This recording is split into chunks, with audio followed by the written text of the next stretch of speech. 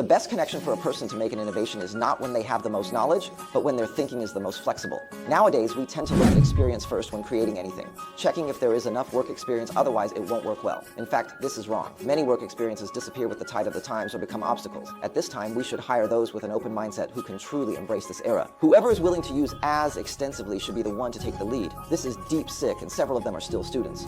Speaking of experience, what experience can you talk about? Wang Dongyue said that the best age for a person to make an innovation is definitely not when they have the most knowledge, but when their thinking is the most flexible. Then he said, when Einstein wrote the theory of relativity, he was only in his 20s.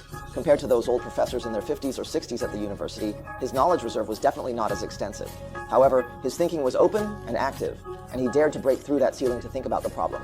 All innovations by people are not centered around so-called experience, but rather on open-minded thinking. Especially in a time of change, it's really important to rely on young people, because young people embrace new things quickly. There's nothing more to say about that, and I also hope everyone can embrace it actively. Otherwise, it's called being eliminated by the times, and it has nothing to do with you. Everyone must understand this. You say I and robot, come to me.